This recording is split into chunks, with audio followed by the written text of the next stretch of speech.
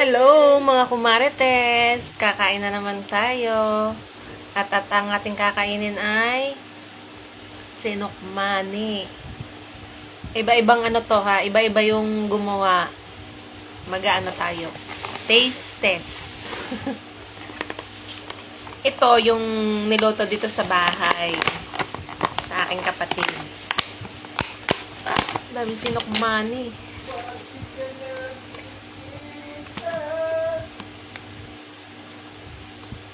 Sarap talaga to pagka yung undas. Ewan ko ba bakit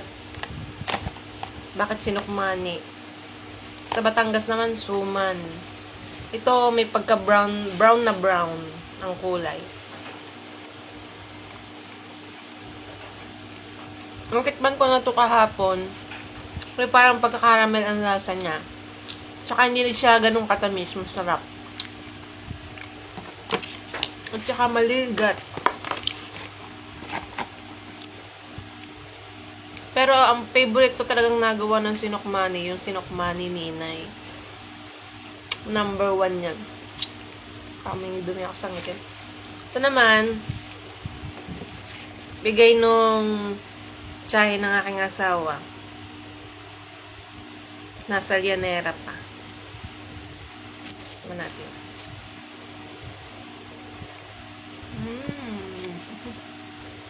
Panalo talaga yung sinukmani. Sakto lang din yung tamis. Ito, kahit matagal sa ref, i-microwave nyo lang, pwede pa.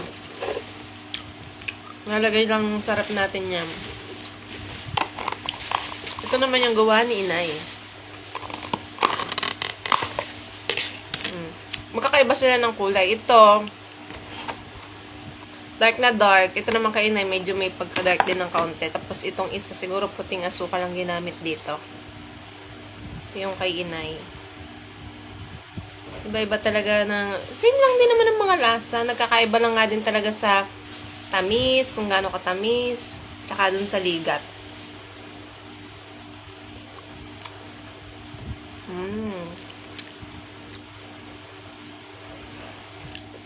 Napunta kasi yung asawa ko sa sementeryo, kasama si inay.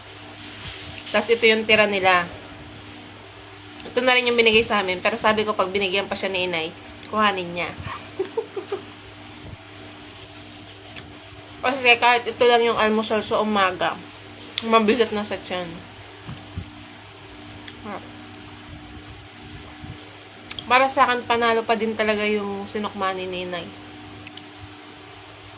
Walang tatalo sa sinukmani ng aking biyanan. Maharap. Minsan, pag nagluluto si inay, binibigyan kami ng isang gantong tab. Ako lang nakakaubos.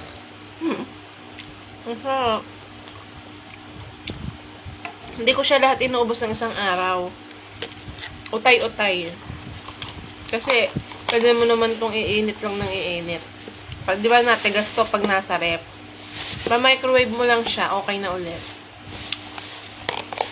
So, yun lang. Marami tayong kakainin sinukmani kasi tatlong tawang gumawa nito, tatlong ibang timpla. Lalagay lang natin to sa ref para hindi siya masira.